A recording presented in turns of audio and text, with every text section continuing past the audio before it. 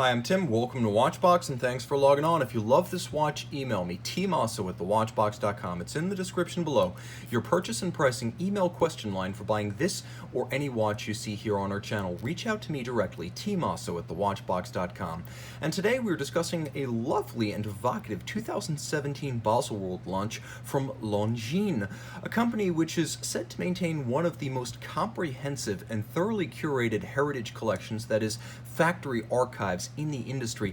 Longines has made a corporate specialty of reissuing its most compelling past references, and that's what you see right here with this Longines Heritage Chronograph 1940. The timepiece is full-sized in the modern sense, being 41 millimeters in diameter in stainless steel, and it measures 14.4 millimeters thick with a 49.5 millimeter lug-to-lug spacing and a spacing between the lugs of a universal 20 millimeters, so you will be able to use 20 millimeter straps on this watch. On my 16 centimeter circumference wrist, it's perfect. It's not petite, it's not oversized, it's certainly clear about its references, and it has the same charm as the vintage prototype, albeit with a little bit more presence and durability. The timepiece will fit underneath the jacket cuff, maybe not the tightest of dress sleeves, but you should be okay in almost every regard, and I can recommend this watch for a wrist as small as 14.5 centimeters circumference based on the spacing across the wrist, the lug-to-lug dimension.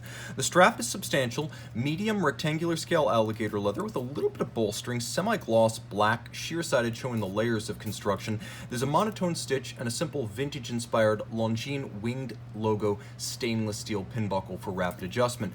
The case band is simple and strong. As you can see, it's the angular lugs that give this watch all of its character. They're faceted on their side. They have a couple of facets, to be honest, and it's the almost cut gem quality that they take on in the light, reflecting, flickering, exploding, and then turning black as you move the mirrored polish of the case through the light.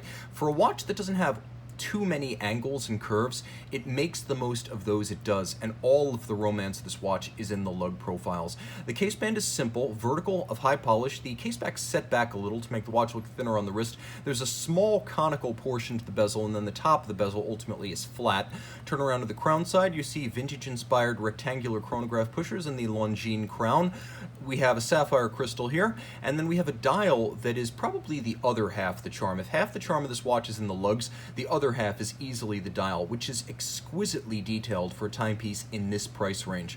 First, you can see that it has a lovely vertical satin, almost stainless steel-like brushed striation.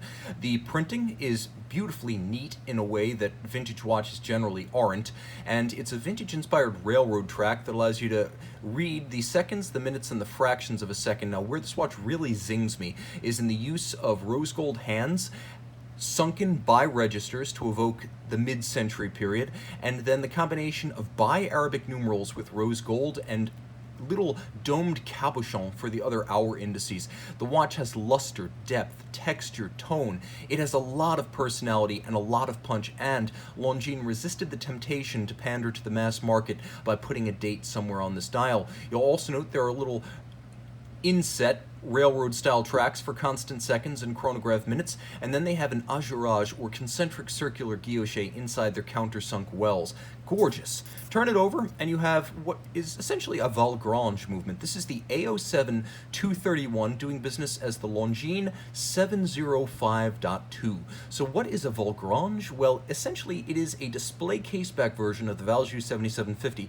Back in the 2000s, ETA decided it needed bigger versions of its basic movements for display casebacks and larger watches, and the Valgrange series effectively takes existing ETA movements and converts them over to larger base plates so they look more at home in display casebacks. You can see all the other underlying hallmarks of the 7750. The watch, 30 meters water resistant, includes 46-hour power reserve, unidirectional winding for greater efficiency, a beat rate of 28,800 vibrations per hour or 8 beats per second. There is a hacking or stop seconds function, and then the watch uses a cam and lateral clutch system. So you can see the cam and the lateral clutch in action, and don't judge a book by its cover. As you hear cam, you say, oh, I prefer column wheel, but the way Longines and ETA these days are able to spec tolerances, this feels as crisp as any column wheel. Eyes closed, I wouldn't know the difference. That is the benefit of buying from the Swatch Group empire. Sometimes it's a good thing to have the stormtroopers on your side for once. Email tmosso at thewatchbox.com for purchase and pricing details.